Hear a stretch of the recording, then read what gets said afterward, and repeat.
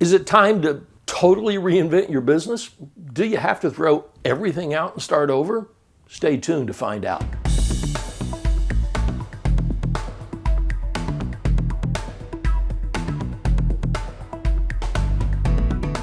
Hello, I'm Randy Pennington. Thanks for joining the conversation. Don't forget to hit the subscribe button and ring that little bell to never miss new content just as soon as it's posted. Also, please leave a comment, ask a question, or give us a like. We really do appreciate it. You know, disruption and change are everywhere, and you may be thinking that the old rules of business no longer apply. On top of that, the media and at least one or probably all of the free virtual conferences you've attended in the last few weeks have fueled your growing fear that the sky is falling. Their advice may have been that you must pivot and reinvent everything or risk becoming obsolete. Well, as you might suspect, I have a little different view. Yes, the world in which you compete has changed a lot. That doesn't necessarily mean, however, that you have to reinvent everything.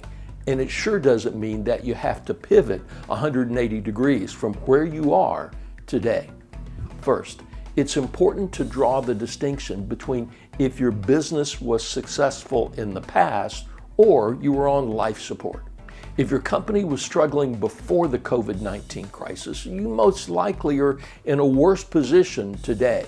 Your first responsibility is to stop the bleeding and begin an organizational and entire business model overhaul. For everyone else, it's crucial to recognize what has and hasn't changed in your environment. Online video providers made Blockbuster obsolete, but they didn't change everything. They only changed the thing that mattered most to their customers, and that was the ease of use. It's the same for your industry and your business. Someone will focus on and innovate around points of distinction where they can be faster, better, cheaper, and/or friendlier. In other areas, they'll do things basically the same as and not necessarily better than you. In other words, you don't need to reinvent everything. You only need to reinvent and change the areas that allow you to remain relevant and competitive. You don't have to unlearn everything that worked in the past either. In fact, you probably shouldn't, even if you could. George Santayana wrote that when experience is not retained, infancy is perpetual. In other words, unlearning in its most literal definition stunts your growth and is potentially very dangerous.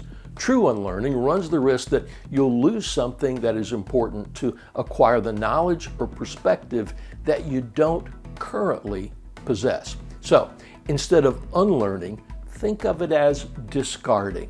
You must discard the beliefs, actions, and habits that prevent you from flourishing in the future. Here's the question we must all answer. What must we discard and change today to be successful in a future full of uncertainty and upheaval? Remember, the heroes in every marketplace are known by their results, and those are impossible unless you're willing to discard what won't serve you well in the future. I'll see you soon.